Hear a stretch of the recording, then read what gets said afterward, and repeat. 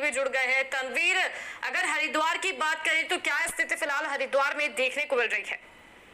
ये बता दूं, जैसे कि मौसम विभाग ने एक चेतावनी जारी की थी भारी बारिश को चलते, वो बिल्कुल सटीक साबित हुई है, क्योंकि कल से लगातार कई घंटे बारिश हुई है, देर रात तक भी काफी बारिश होती रही।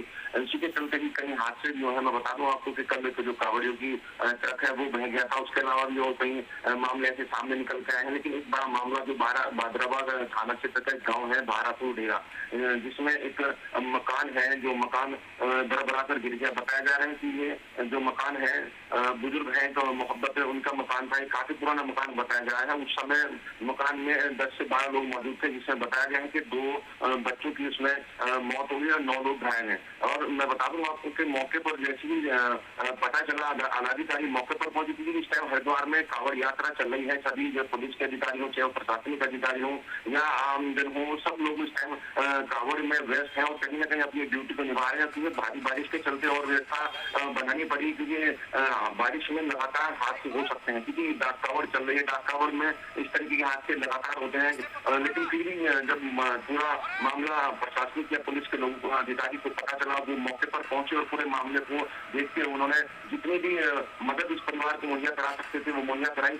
2 बच्चों की मौके पर ये मौत हो गई थी, जिनको अस्पताल में मृत घोषित किया। उसके बाद जो घायल थे, जो 9 घायल थे, क्योंकि बताया गया है कि उस समय जो परिवार के लोग हैं वो तो थे ही, परिवार में एक जो रिश्तेदार थे उनके वो भी आए हुए थे। जिस समय मकान गिरा तो सभी लोग अंदर मौजूद थे। तो जितने लोग घायल हैं सभी को कुछ को रुड़की के, कुछ को बादराबाद या हरिद्वार के अस्पतालों में एडमिट करा गया है, जिनके हालत अब ठीक बताया जा रही है। लेकिन 2 बच्चे, जो एक आस मोहम्मद 10 वर्षीय और एक नगमा तो 8 वर्षीय, 2 बच्चों की दर्दनाक मौत हुई है। जिस मौके पर जो क्षेत्रीय विधायक है वो पहुंचे हैं और जो जिले के अधिकारी हैं, डीएम जयराज सिंह गढ़िया, एसएसपी चाहे वो मौके पर पहुंचे हैं। सभी ने पूरे मामले को लेकर तत्परता दिखाई है और मौके पर जाकर जो पीड़ित परिवार है उसको पूरी मदद की है। जी तनवीर, अगर कांवड़ यात्रा की बात करें तो कांवड़ यात्रा लगातार जारी है, ऐसे में क्या व्यवस्था की गई है? क्योंकि भारी बारिश के चलते लगातार लोगों के फंसे होने की भी जो खबरें हैं वो सामने निकल कर आती है, तो ऐसी स्थिति में पुलिस प्रशासन ने क्या कुछ जो निर्देश जारी किए हैं?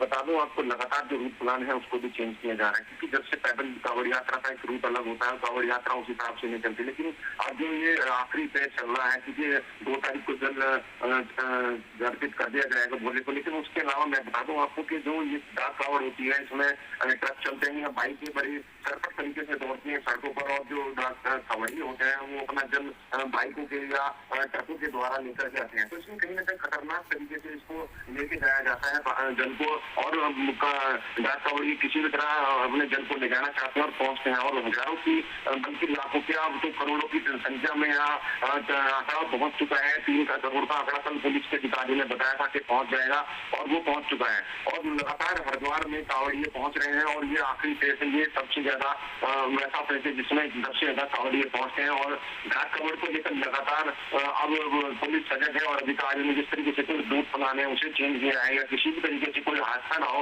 उसको लेकर तत्परता बरती जा रही है। तनवीर, जिस तरीके से भारी बारिश लगातार हो रही है, नदी जो है वो उफान पर है, ऐसे में कांवड़िए जल लेकर जा तो रहे, तो कहीं ना कहीं ऐसा भी देखने को मिल रहा है कि कांवड़िए उसी नदी में बह जा रहे हैं। हालांकि पुलिस प्रशासन ने निर्देश जारी किए हैं, फिर भी ऐसी स्थिति निर्मित हो रही है। और लोगों का क्या कहना है इस पूरे भारी बारिश की वजह से जो आपदा आई है उसके चलते?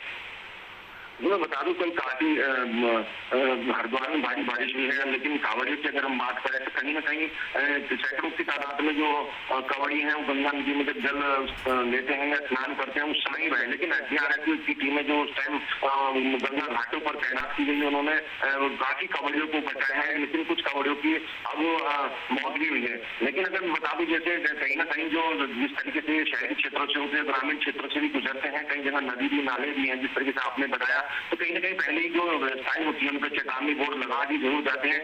लेकिन कहीं ना कहीं थोड़ी कुछ इस तरीके के व्यक्ति भी होते हैं इस कांवड़ में जो अपनी मनमानी करते हैं, उसको लेकर कहीं ना कहीं फोर्स तैनात जरूर किया गया है। सारी सुरक्षा के बावजूद भी कहीं ना कहीं हादसे हो रहे हैं और हो जाते हैं, तो उसको लेकर कहीं ना कहीं प्रशासन ने तैयारियां जरूर की थी, और अब भी लगातार प्रशासन मॉनिटरिंग भी कर रहा है। लेकिन कहीं ना कहीं छुटपुट घटनाएं भी हो रही है, और जो कांवड़ियों की अब अगर हम बात करें तो जल भरते समय या जाते समय मौत जरूर हो चुकी है। जी तनवीर, इस आपदा से जिन लोगों की मौत हुई है उनको लेकर प्रशासन का क्या कहना है? मुख्यमंत्री किस तरीके से नजर बनाए हुए पूरी स्थिति पर? बता दो आपको, जो क्षेत्रीय कांग्रेस के विधायक यहाँ पर कुरपान खुद मौके पर पहुंचे। उसके अलावा उनसे पहले जो जिले के अधिकारी हैं या जो एडीएम है, डीएम है और जितने भी आला अधिकारी हैं, चाहे पुलिस के हों, तो सभी मौके पर गए हैं और डीएम ने रात ही घोषणा कर दी थी कि जितने भी घायल हैं उनका राज्य सरकार द्वारा कराया जाएगा या जो मृत है उनको राहत घोषित आर्थिक सहायता दी जाएगी। तो कहीं ना कहीं डीएम ने रात ही तत्परता दिखाई और देर रात ही जितने भी परिवार है, परिवार के व्यक्ति हैं, उनसे मिले, जो घायल हैं उनसे अस्पताल में ही मुलाकात की डीएम ने और एसएसपी ने और उनको पूरे तरीके से ढांढस बताई और किसी भी तरीके का कोई जो इलाज है उसका कहा गया कि सरकार या प्रशासन उसको वहन करेगा और जितने भी जो घायल है उनका इलाज सरकार या प्रशासन द्वारा ही कराया जाएगा। रही बात जो मौत हुई है उसके लिए भी उन्होंने आर्थिक सहायता की घोषणा कर दी है। तो डीएम और एसएसपी मौके पर खुद गए हैं और किसी भी तरीके की अगर कोई जनहानि होती है तो उसको लेकर भी डीएम ने कहा है कि प्रशासन उसको जरूर वहन करेगा। और साथ के साथ रात ही डीएम ने भारी बारिश के चलते जैसे अलर्ट जारी हुआ